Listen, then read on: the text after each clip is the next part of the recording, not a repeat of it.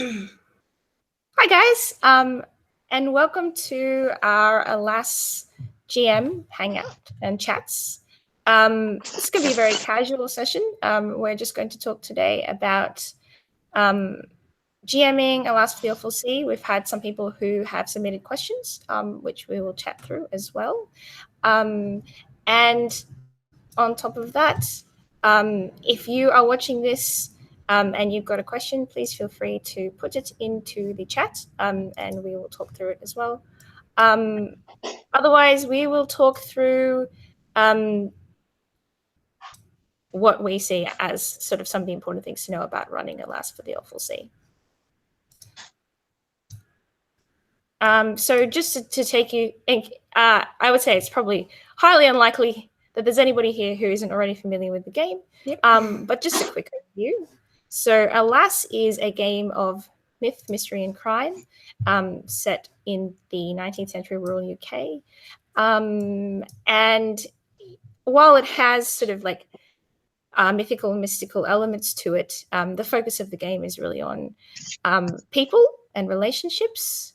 So poverty, politics, and loss is really the main themes and the main themes. Yeah. atmosphere of the game. Yeah. And so when you're GMing the game, I think having those themes in mind is something that's very important. And it is a game which is powered by the apocalypse, and it shares a lot in common with other powered by the apocalypse games in terms of the GMing style. For me, the number one thing that stands out from that being that you play to find out. So you don't walk into the game with a pre-prepared plot or storyline or plan, but rather you come in having done your GM prep, which in the case of Alas is creating a current or creating a town sheet, which just sort of gives you like the broad overview of the different forces at work in the world. And you come in with that, and the players come in with their characters who have particular attitudes and particular goals. And the two sort of get combined, and you see where the story flows naturally. So that's playing to find out. So what we might do is we'll kick off by answering questions that we have been given ahead of time. And then we will see if there's any more questions from the chat. And after that, we'll just talk about some of the experiences we've had GMing Alas for the Awful Sea and some of the things that we think make doing it a bit easier or helpful. So V, do you want to hit us with our first question? So the first question we've got, I can't attend session, blah, blah, blah. Okay, so my RPG sessions are usually 50% laughter and jokes. That's good. Advice for running a session to the tone. So the tone is more serious without being a total buzzkill. That's actually a really cool question. Interesting. It's one I also struggle with. Yeah, it's a really good question because it's definitely something that that we have struggled with initially with this game as well. I recall the very first playtest I played of this game, and it was more riotous than I would care to admit. So the tone wasn't quite something that that we managed to nail on the first try. But since then, having run a lot of sessions, it's something that we've progressively worked out how to. I mean, it depends what. I think the first thing is diagnosing what the laughter and jokes mean. Is it that people are first-time role players and they're really uncomfortable, and that's how they're trying to get more comfortable? I find that with brand new role players, like I've never role played before, something a bit more light and jokey is easier to do because you're like, well, this I feel silly making up fictional stories that it's just not something people are used to, and that might be where all of that is coming from. Or it could be more like they are seasoned role players and it's more just that's really fun and that's part of your play style. Yeah, definitely. I think when you have a group of people that you usually play with, sometimes you fall into certain styles of play sort of automatically. And that can be where a lot of that laughter and jokes and sort of like jokes. Yeah, comes from.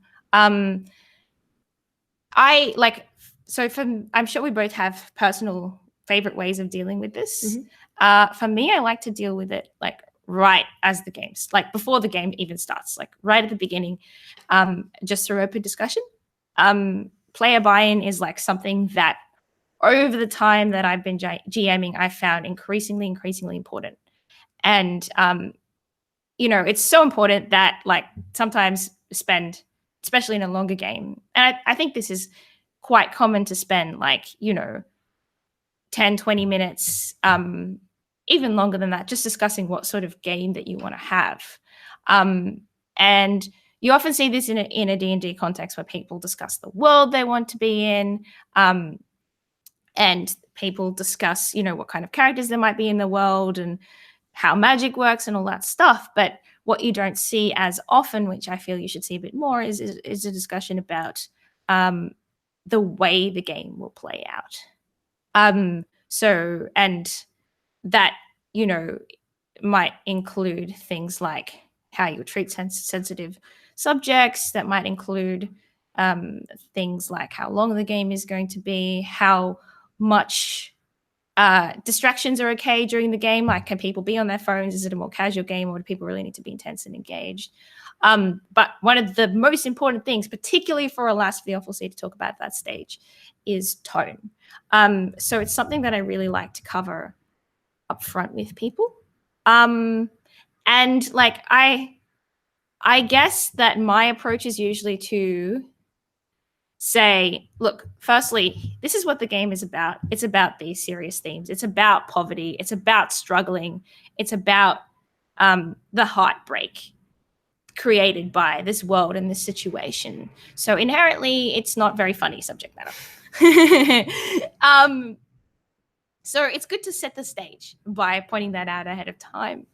And from there, I usually will want to hear what people think about what tone the game should set. But I would usually preface it with something like, look, the tone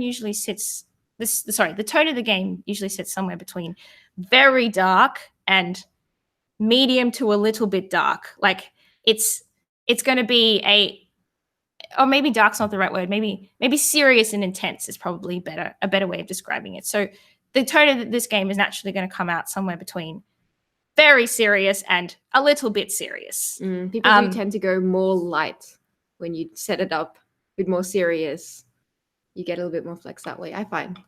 Sorry, what can you talk a bit more about that? I find when I do set the tone more, it's easier to go set the tone, like you say, like this is a more serious game, because people more naturally take it to lighter moments when they're ready to, rather than the other way around necessarily. That's very true. So, I've never seen a funny game go serious. Yeah, at the drop of a hat. Yeah. As opposed to the other way around, which is much more likely. Yeah. And I think those natural moments are good, because you need to kind of like have those lighthearted moments in small bursts in a serious game to sort of counterbalance it. Yeah. At least it's how I prefer to. I get too depressed if it's continuously serious, and it's quite intense, as you were saying. Yeah, look, it's good to balance it, lighten it up, particularly in a longer game. Yeah. But yeah, so once I've sort of had my preamble about where I feel a tone is going to sit, then I'd sort of open the table up for discussion and say, where on that spectrum do you think we want to sit? Which of these themes interests you? And just sort of chat about it openly. And by the time people have said, oh, I want to do this, I think this is serious, I think this is something we could really explore, then they tend to be more on tone when the game actually opens, and more receptive to you trying to pull the game a bit more in a serious direction as well. B, do you want to talk about your best top tips for tone? There's a lot of the similar stuff. I do think that in this question where it's like, how do you do it without it being a total buzzkill? Definitely having some scenes where it's set up a bit more light, and in the sense that like there are maybe scenes where it is about hanging out with friends, or it's at the inn, and those lend itself in the fiction to be more lighthearted scenes, having those peppered throughout, so you don't ever have one session of a game where there's no reprieve. Having those breaks, I think help people then to focus, to have a balance between both. And the other thing that I feel tone can be set in different ways. Like, it's how your players are reacting to the story also helps set tone, but how you as a GM describe the world and the action also has a big effect on tone.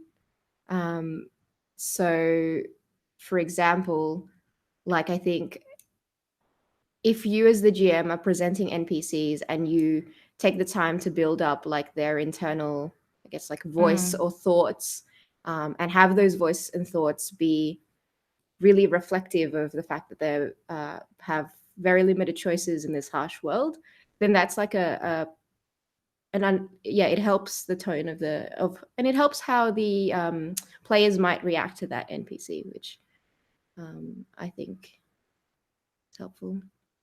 Yeah, I agree with that. And like at the end of the day, you want to be in a place with your group where you're quite comfortable, like talking openly about these sort of things as well. Yeah, I mean, it's a little bit of a digression, but I do think that some people are scared to have those conversations about like, oh, what do we want this game to be like? Because it's like spoilers for the game. Like, I don't want to set up too much because maybe we cut, like, then that's already talking about it is setting it up or whatever. And I think there might be some, I think, okay, so maybe that's just me. I felt like when I first started GMing, there was a reticence I had, like, oh, if I tell them about this, then it won't be like an exciting, like, wow moment in the game.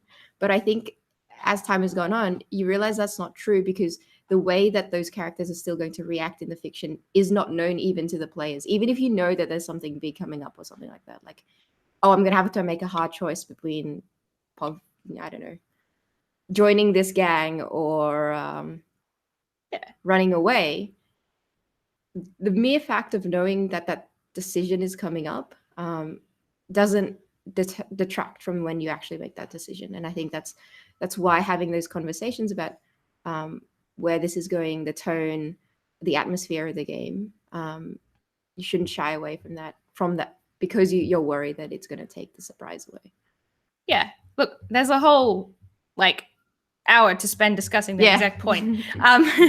But so I think we've talked a bit about how to set up your game so the tone is something that fits in well with Alas. But what would you say that people should do when they're already mid-game and like there's a lot of satirical comments coming out, people are taking the emotional scenes and just laughing at them, like aside from just like openly out and saying it, is there anything you can do to draw the game back into a more serious space?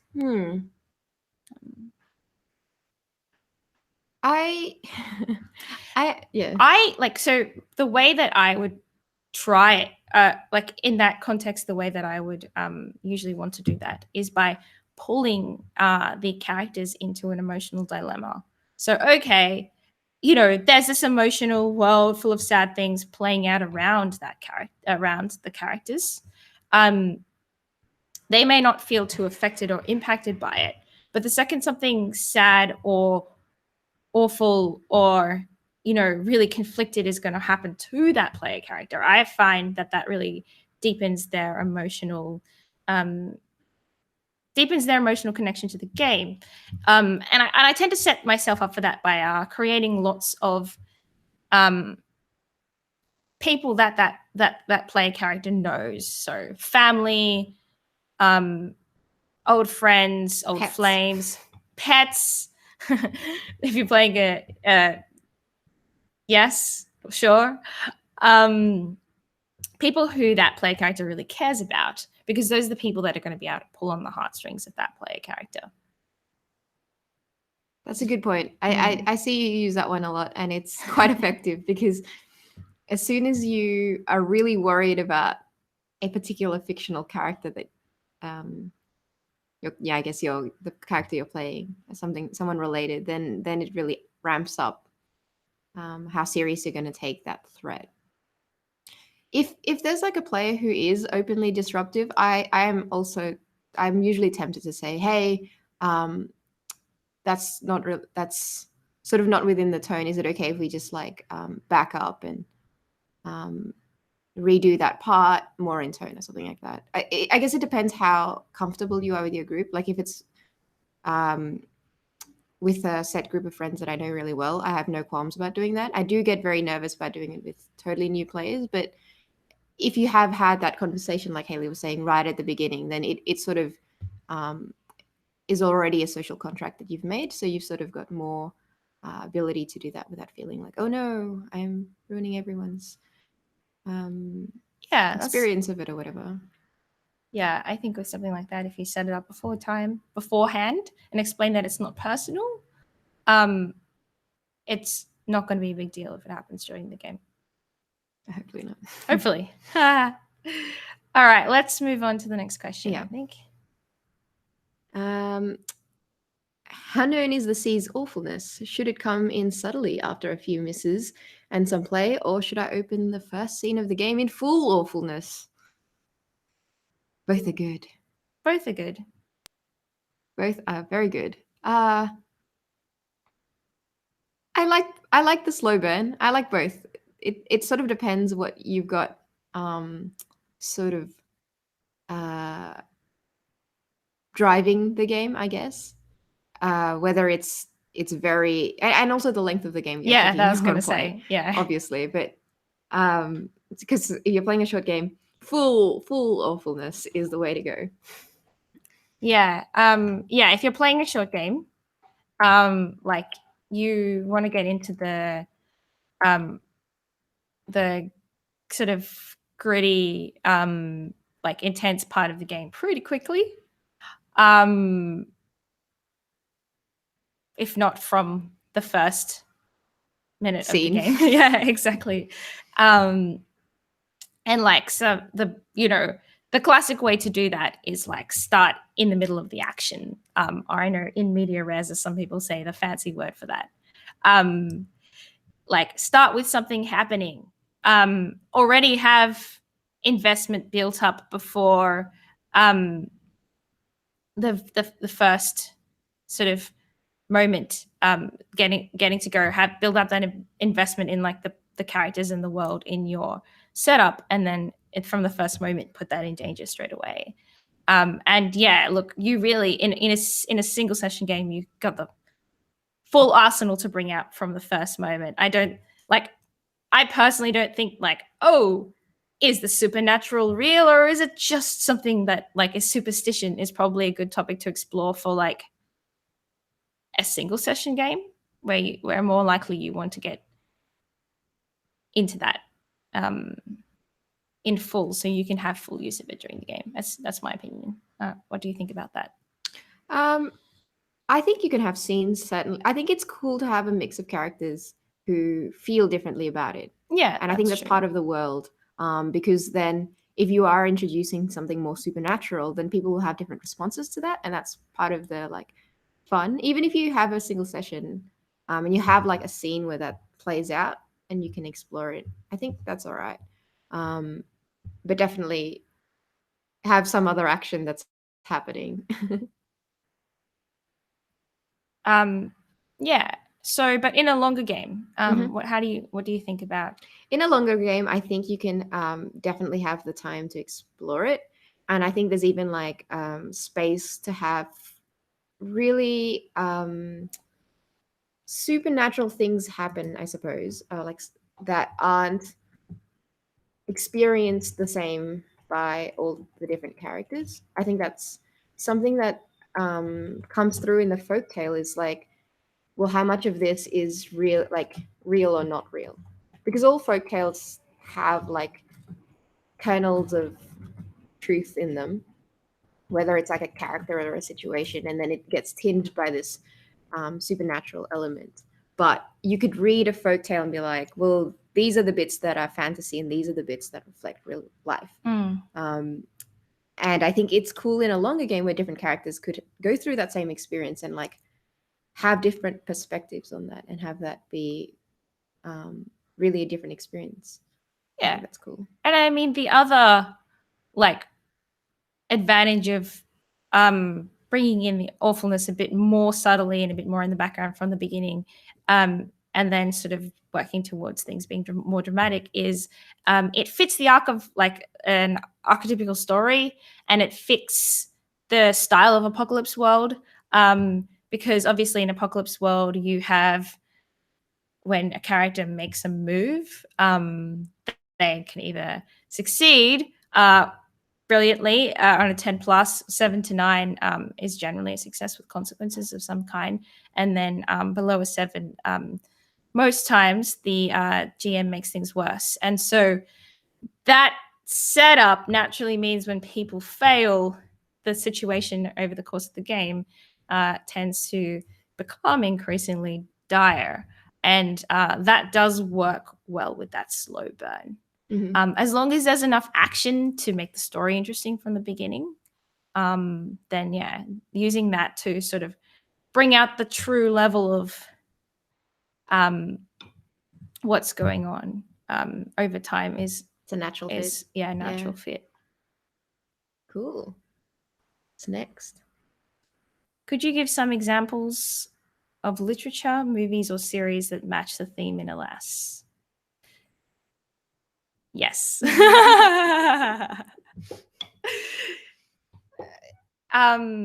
you want to start on that one? Literature, movies, literature.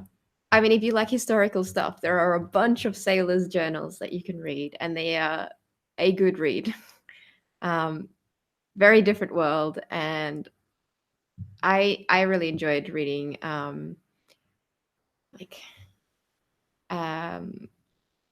because it's a mix of, I mean, it's all super macho, but it's a mix of like exploring, which is exciting, but also like everything is like terrible conditions on the ship, and all sailors are like a little bit crazy. True.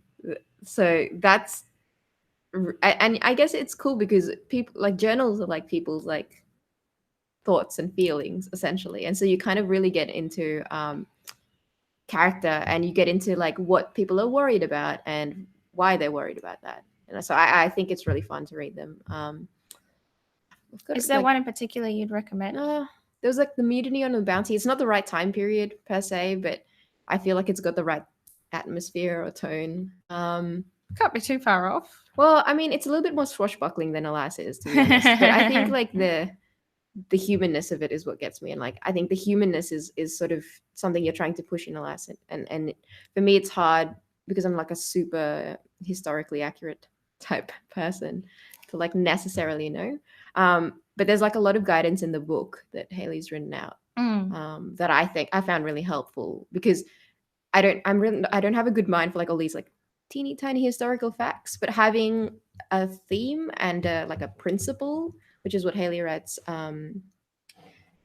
into the book, is much easier to like understand as a sentence, and a concept, rather than like, how did the Industrial Revolution affect, like which is more of an essay topic. Let's come back to that topic of history, I think. Yeah, because that's actually a good one to discuss. Yes. But before we do, anything else in the literature, movies, or series before I bust out a few of my favorites? Yeah, go for it. So movies, the movie that I found really hits the tone on the head. If not as dark and serious, as intense as Alas can sometimes get. Oh God, I'm gonna butcher the name. It's The Secret of Rowan Inish. I'm sure that's not how you say it.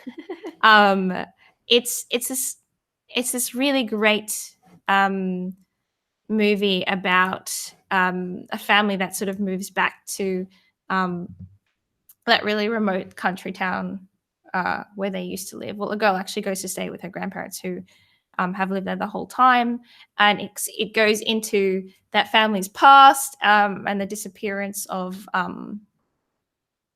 her brother, and then it weaves this beautiful. I won't say more for spoilers, but it weaves this beautiful sort of line between the mythical and the mystical, and the everyday, and like the struggles and problems of the everyday. And one thing that I really like about it, which really reflects how I view Alas, is that neither one of those two things takes primacy. So like the problem of, oh, we might be evicted is like really just as serious as the problem of, hey, what are those strange noises and, you know, things that are happening in the night, right? Like both big issues. So that's one thing I really like about that. Literature, obviously, like reading folk tales is definitely going to be a major source of inspiration for this game. The particular one that I read, which I found I found to hit the tone on the head really well as well.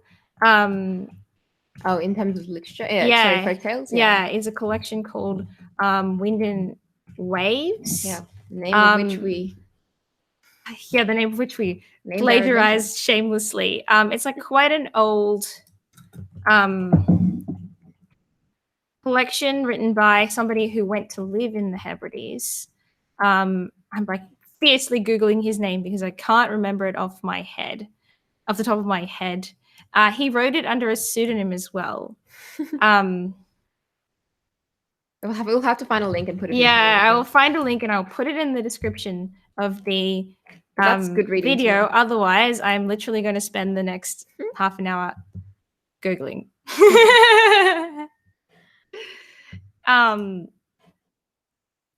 Yeah, anything else that I'm sure there's lots of other literature that's pretty on point, but for me, and music, obviously. I forgot to mention it's not in the list, but yeah, music is what really drove you. Yeah, I spoke about that a bit. Yeah, I mean, I've spoken about that before, but obviously, the style of storytelling they use in a lot of traditional music around the area was really inspirational in creating Alas, and again that weaving of the everyday with the mythical and the mystical.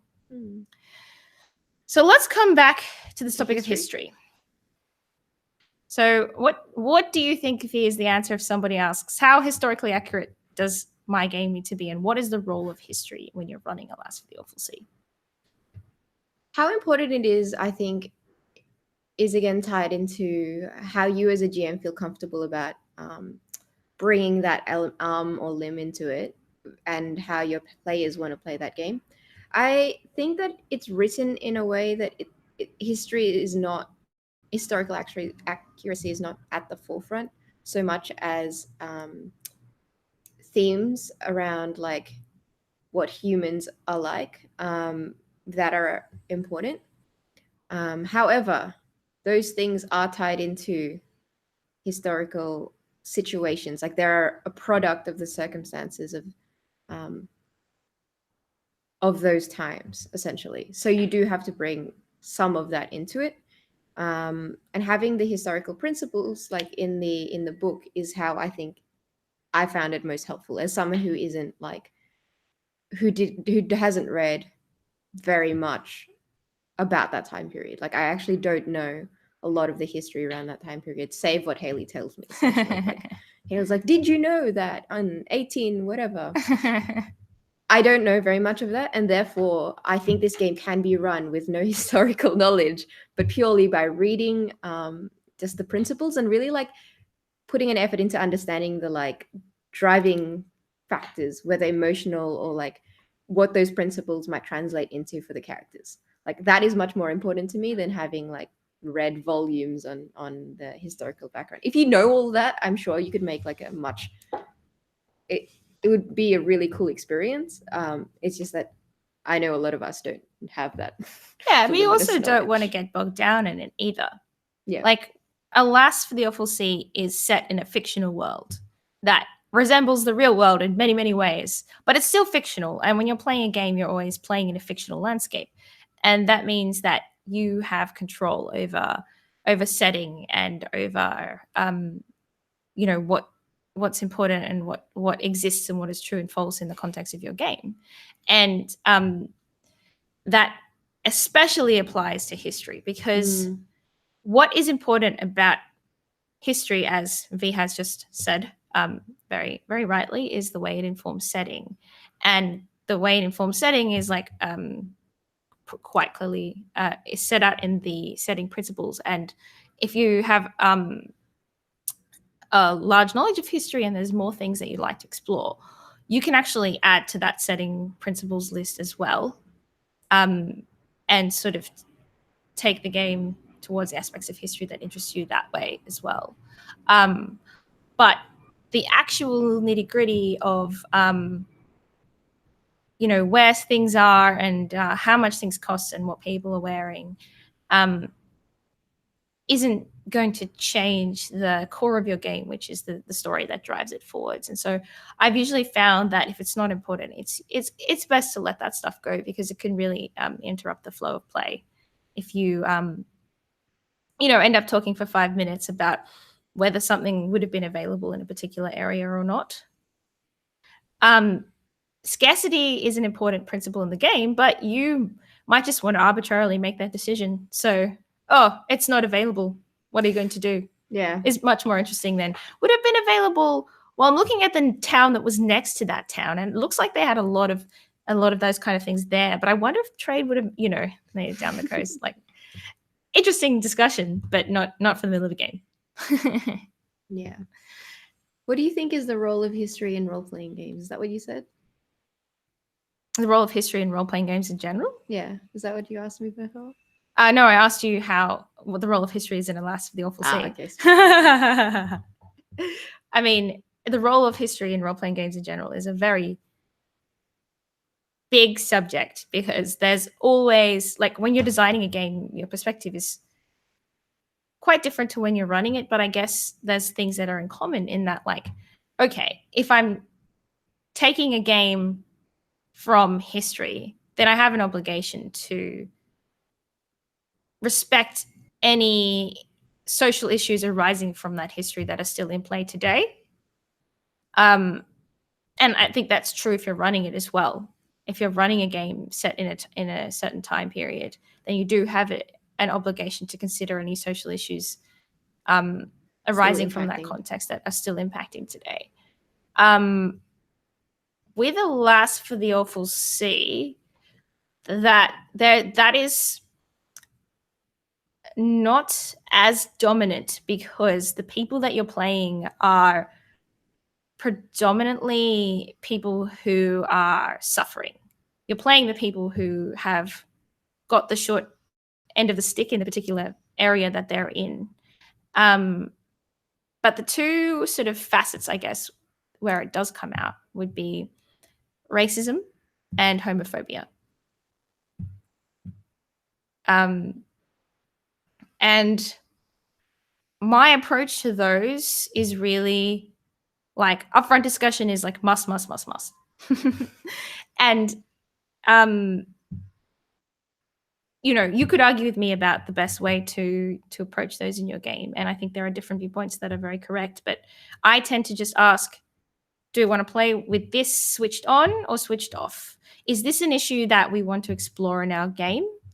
And if it is an issue that we want to explore, then we can say, racism around this time is actually very interesting, and I'd really like to see the intersection between racism and class. What if I play a character who's quite well off, but I'm from a country that, that never sets foot in this area?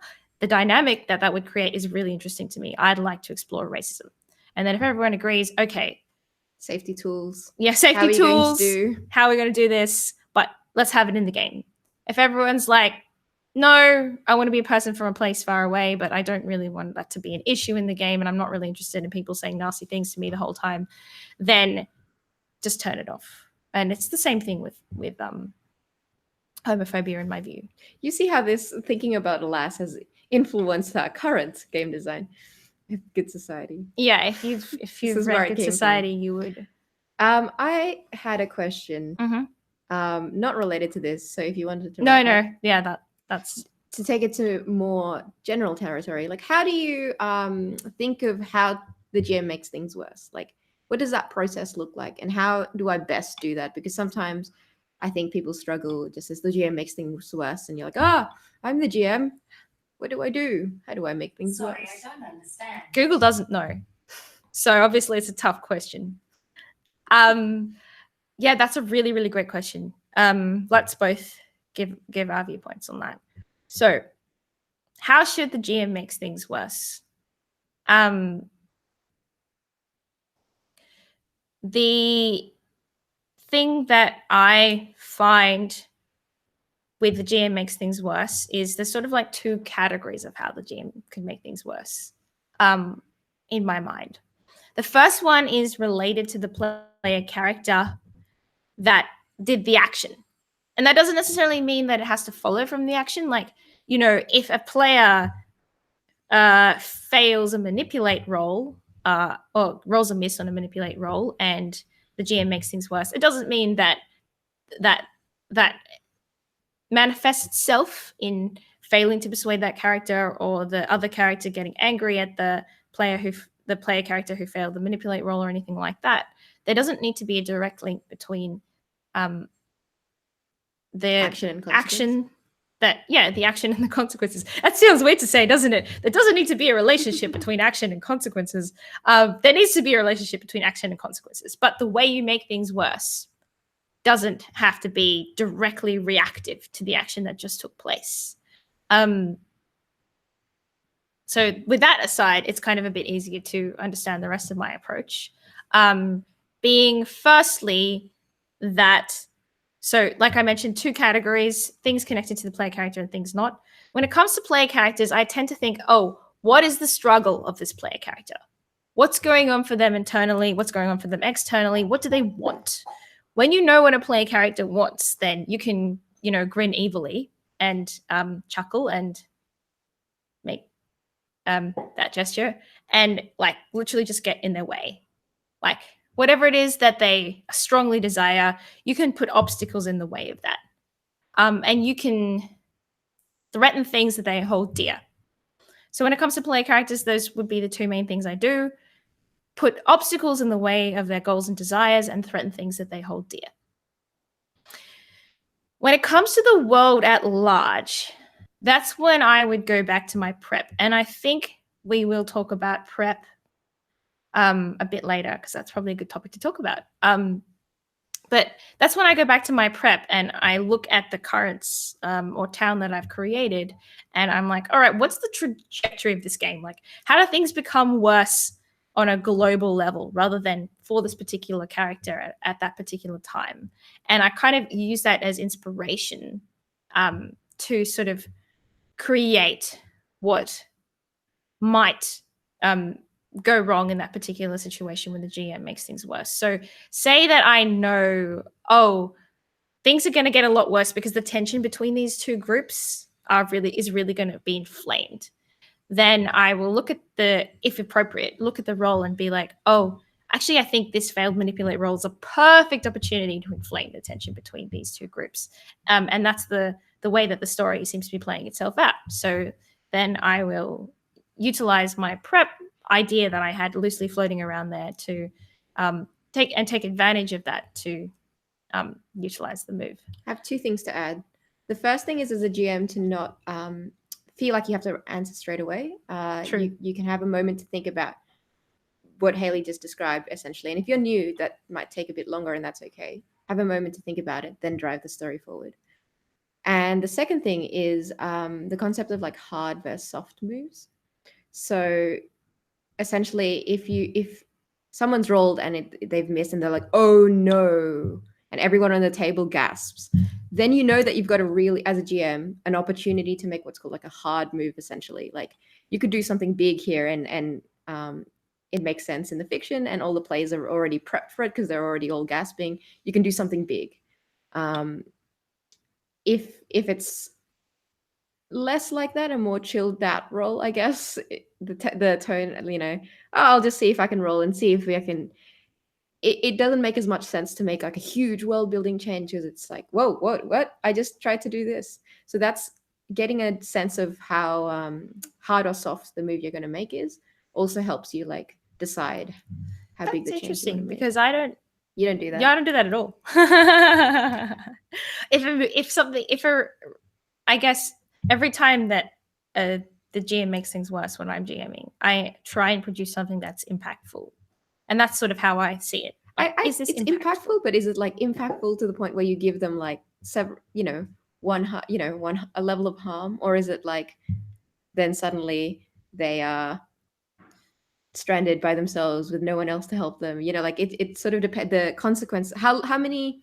I guess it's like fixing that problem. How long will that take?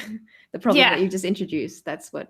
Yeah, it should always impact the story. Definitely, it's not like, oh, nothing happens. Like it has to make it worse, but it's just like worse, or now you're really like in my most recent game, there was a role that it was like we all knew if they were going to fail that role, that character was just going to, that's it, that's the end of the rope for that character. And I think knowing that beforehand means that you can confidently and comfortably make that move as the GM. Yeah, where there's pre-established stakes, I think that actually is a great thing to leverage as well. Yeah, for when the GM makes things worse. There's a question here. There's a question in the chat. What would be the best scenario to run for the first time players in order to introduce them to the game? Also, how would you reduce the time to fit 2 to 4 hours? Yes. So first time players, I think you probably need to differentiate between people who are completely new to Apocalypse World and people who are new to Alas for the Awful Sea. People who are new to Apocalypse World are going to take a little while to pick up the game. They'll need to learn the style and flow of play, and especially if they're new to narrative-based gaming as well. The people who are just new to Alas for the Awful Sea but have played Apocalypse World before will really naturally be able to pick up the game and the style once they understand the tone and the sort of like principles of the setting. Mm-hmm. So I would suggest 2 different adventures or scenarios based on the 2 categories that Haley suggested. I think if you are a person who has played Apocalypse World before but hasn't played Alas, I would be tempted to go for the Wind in the Waves scenario. It's for slightly smaller groups of players, but you get a real like punchy, emotionally driven game in a short period of time in a 1-session game. If you are new to the whole narrative role-playing side of things, like maybe you've just played D&D before or Pathfinder, maybe your group isn't like hasn't gotten into the theme of a serious game before, then I would say the first, I've just temporarily forgotten the name of the scenario. Which one are you talking about? Alex's one. Tides of Man. Tides of Man. Yes. That scenario is great for like maybe a convention or a first time group doing this sort of thing. That has more of a traditional flavor. It's very Alas. I think it's more structured. Yeah, more structured, and it's easier, and you can really time it's to fit within a specific 2 to 4 hours a little bit better than some of the more wide-ranging one that's sort of like, well, how does your character feel? Let's explore that for however long you have the material for. Being more structured, it's easier to sort of like, okay, here is the pacing that I want to get through today, and it's a good introduction for new players from that point of view. Yeah. Tides of Man was Kickstarter exclusive though, whereas Wind in the Waves is not. So if you bought Alas and you want a copy of Wind in the Waves, you don't have it, just let us know and we'll send that one to you. If you don't have Tides of Man, you can run the core adventure in the back of the book in 1 session. And I've done that. And if you decide to do that, here would be my tips. Firstly, like create and prep as much as you can before the beginning of the game. So make sure everything's sort of good to go. Secondly, ask characters to create connections with the characters who will appear in Greymore during prep. So, for example, I would just take the most important characters in Greymore and give one to each character and be like, how do you know this person? Do they love you or do they hate you? And that will get them into the emotional drama much, much more quickly. They don't have to establish brand new relationships. You might even do that for a 2-session game of the core adventure. And the third thing is, don't feel like it has to wrap up into a neat little box. Yeah. It'll finish where it finishes. Everyone, people will, like, as long as it has sort of like an arc, it doesn't matter if there's a lot of loose ends left at the end. You don't have to wrap them all up, as long as everyone had a good time. Cool. Hardest GM moments we've had. Yes. Hardest moments we've had as GMs. I think for me, the most perplexing GM moment that I've seen, which actually V was GMing this game, so really? I'm going to steal it. And one that V and I spent talking, we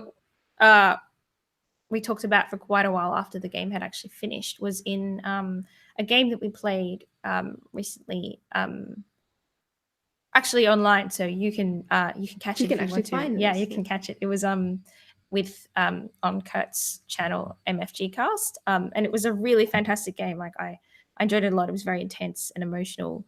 But there was one role in the game where the character I was playing was sort of in a standoff situation with another character, and we had to decide whose move we were going to. Like, it was a physical Mexican standoff. Like, somebody was going to die probably as a result of this, and we had to decide whose move we were going to use, because we both had special moves that covered the situation, and yeah, whose move we're going to use. And obviously the other person could roll to help or hinder, but the person who used their move, both of us had 2+ stats in that move, so it gave us a huge advantage, whoever was the one who rolled it. And it's not like there's an initiative order or something like that. Yeah, exactly. How do you resolve a situation like that? What's your thoughts on that, V? Because you ran the game. I think what I just did is I picked the person who wasn't Haley. Because I knew that most people can't use that method, though. It's true. I actually didn't know how to resolve that from a GMing point of view, and having like no initiative order in the fight could, if you had to players who were adamant. In our case, that wasn't the case. I was just like, you roll, Haley. Let's see what happens. What bad things happen to you? Essentially, my approach to that situation. But if you had to players who were adamant that they were going to use their move first, I would have much more trouble arbitrating that dispute. Yeah. I would so it's very rare for me to call for both players to roll their move. Like, I would almost never do that. Generally, I there's one character that's taken the initiative or action, and the other person rolls to help or hinder. But in this situation, it's probably the rare situation where I would actually call for both people to make their move and work out what the consequences of the move are, and then like all three of us work out how we're going to come to a satisfying narrative conclusion based on the results of all the moves. And if one person rolls really badly in their move and the other person rolls really well, you're like, sorted the situation out. But if everybody rolls really well or everybody rolls really badly, then you can just sort of sit down, match everything up, and work out what the conclusion might be. So that's kind of how I think I would handle it. Yeah, and that's the beauty with Apocalypse World. Like, you can resolve whole fights in like one roll, and it might take a bit longer to like sort out what those things mean. But if you compare it to like, I've had 6 rounds of combat in D&D, like I hit him again with my sword. It's probably time-wise you're still all right. So don't feel like you need to like resolve each roll quickly if it is a loaded roll. Your hardest GM my hardest GMing moment was I ran this game for a group of friends that I had from like high school who had never role played before, ever, not even D&D. And I found it incredibly hard to get that player buy-in, as you might imagine. So I think for me, that was probably the hardest situation I'd been in, where people didn't have the buy-in, didn't know what role-playing was, and felt very uncomfortable role-playing, I think, in the sense that they, I think, had a sense of like, what is this? Do I just say things? Why does it matter if I've said things they're like fictionally true, why do I care about that? Like, I think Mm. getting someone into role playing for the very first time, where they're not necessarily like someone who's raring to go, like they're not a super like they're not into writing, or they're not not that these are the people who role play, but like they just haven't worked out what was fun about it. It was like incredibly difficult situation to be in, and I was like, well, how am I going to make this fun for them? What did you do? How did you handle it? I handled it by doing it slowly and asking a lot of questions, like, well, it might sound, and prefacing a lot of things, like, this might feel silly for the first time talking about random things like this, but just see how it goes. It'll be a fun story we have together, etc. And just like giving people time to process it.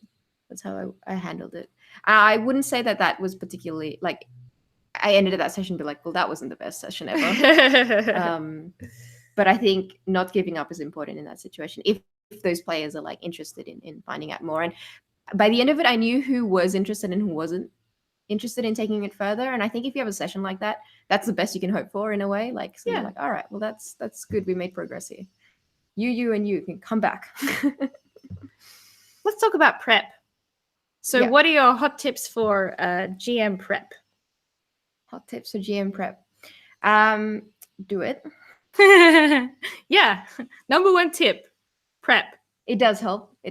And you don't need to spend like a huge amount. I think sometimes I would procrastinate more in a situation where I'm like, oh my God, I need to make a super amazing world, and it has to be like, I need to put a huge amount of effort into it. But it's like there's a false sense of like perfectionism. Like I have to write like a huge document, and it's going to take me like 6 hours. 1 hour of prep versus 6 will still serve you really well during the session. So if you've got a spare, like, just, I'm going to make a cup of tea, and then I'm going to do my prep while I drink this cup of tea, and once it's over, then that's it. That's still better, I think, than going at it totally like procrastinating your prep until you don't have time to do it. Yeah. I tend to prep for only about an hour to an hour and a half per game. And for me, that's enough because we're playing to find out. So I don't expect that by the end of the game, my prep will be in the same situation as it was at the beginning. Like, more often than not, like, there's still 50% of my prep will still be useful at the end of the session going on to the next, and half of it will be like either used or no longer relevant. The story is just not going in that direction. So quite often there's like, you should prep, but you shouldn't overdo it, and you shouldn't establish a lot of things ahead of time, because at the end of the day, you're going to follow the players, and what they're going to choose to do is going to be unexpected and exciting. And that's my viewpoint on it. I think it's funny because I think, Haley, you're a little bit more, you're the kind of person who have a lot more ideas than you'll use. Yeah. Well, no, and I think you can come up with them quite quickly. Like, I would be more tempted to write down a lot of ideas, like do that brainstorming beforehand, but just don't feel like attached to all of the stuff that you've written. That's the main thing. It's like, I do sometimes follow that rabbit hole, and in my own head, I've got like 3 pages, like, I've just written down a whole bunch of stuff. It's just that if that's not the way that the story is developing, that's not going to come into it as strongly. Yeah. And look, the current process calls for you to do that, like, because it's important and it's good, and it's like, hey, go brainstorm. You'll come up with some amazing things and some things that are useless. So that's a thing that you should do. Yeah. In the like, having like the town sheet is already important because it sets up a conflict, and that's inherently, that tension is helpful to drive the narrative forward.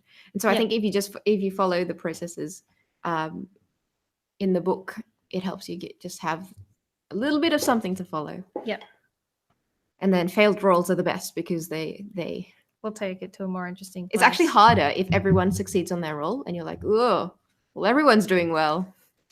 Now I have to arbitrarily create a conflict.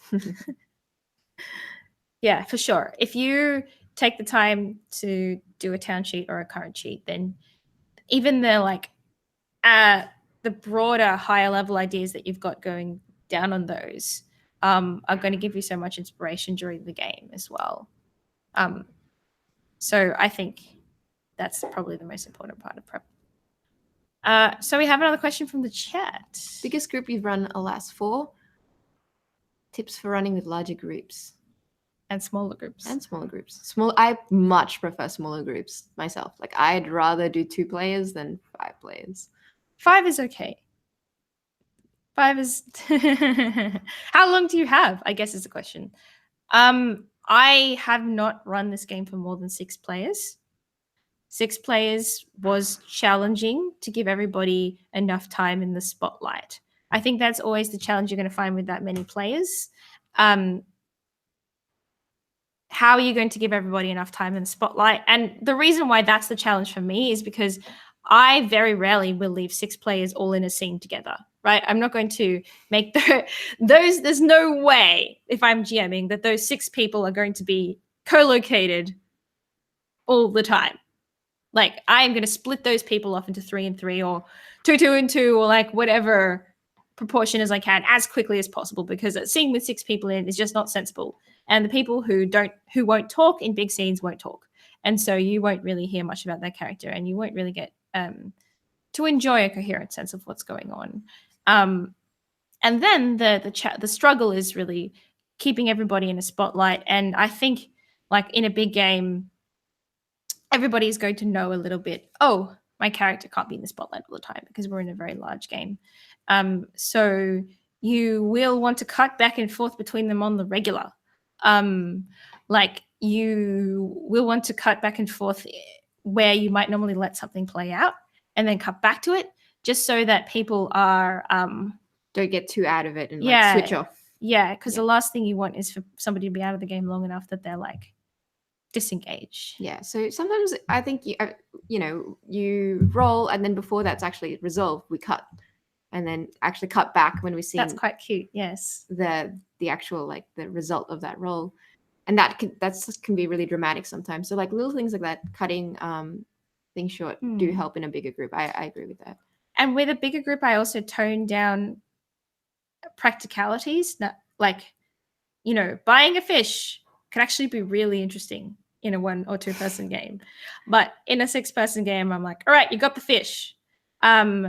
Or like finding each other. Like, I know, like, people always spend so much time on this. Like, where do you think they are? Where do you think they will be? Do you find them? Where do you go? I'm like, all right, you're back together again. You've reconvened. Yeah. So skip over the like stuff that might be interesting with less players, but isn't not going to be the main focus with 6. It's just you don't have the time to explore every. More than 6 is madness. I'm just going to put it out there. Madness. Just have 2 groups at that point. Yes, that's true. Smaller groups. I think 1 and 2 is interesting and fun. As you might imagine, Haley and I do a lot of one-on-one practice. Not practice, I guess. Testing. So I prefer. Well, no, I don't prefer it, but I do like it because you do get a lot of time. You can spend a bit more time, especially on like the inner thoughts and feelings. Like, people will often describe what they're doing and also how they're feeling about what they're doing, and that's really cool.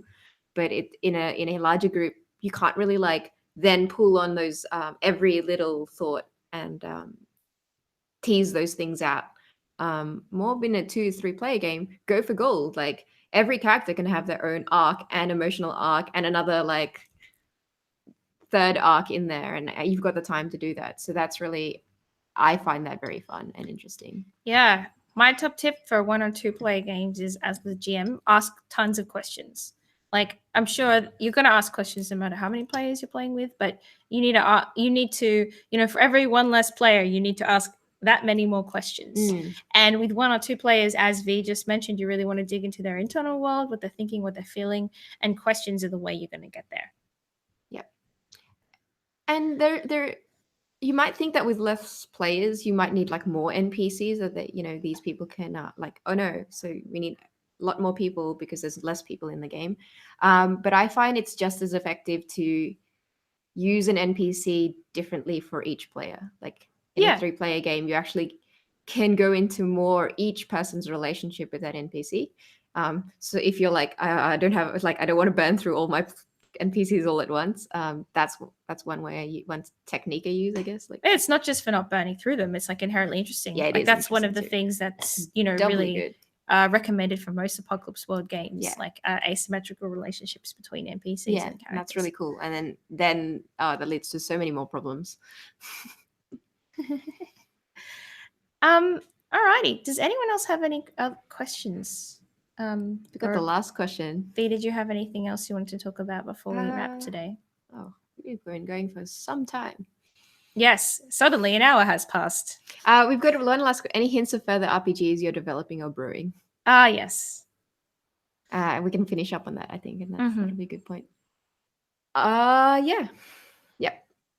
We're developing Good Society at the moment with this, which is the Jane Austen RPG, and we are actually doing a lot of development. We're starting development on we're finishing playtesting of the vanilla game, but we're starting development on the expansions, which are sensibility and swordsmanship, and what are you calling them? Like Pride, Prejudice, and Practical Magics. Yeah. So that's fun. That's a bit silly. Polar opposite of Alas for the Awful in some ways. Yeah. Yes, I'm really enjoying that. We're starting my first playtest. The first time the game has been run for sensibility and swordsmanship will be tomorrow. So we'll see how that goes. I'm really excited because you can play like a dowager / Casanova. Like I can't wait for that expansion. Other things that we're working on, we've got a number of small games that we've been working on and we haven't actually formally released yet. So we have got playthroughs of some of those on our YouTube channel. My favorite is probably the fictionalized memoirs of Harriet Wilson and her three sisters. And I'm also just started working on a design series. So I'm designing a game called Coming Home, which is about a group of people returning to a place that they grew up in and all the shit that goes down, and you sort of layer on top of that whatever thing you want, like Smallville style or like Godfather style. I think Godfather style is probably going to be the first game I run.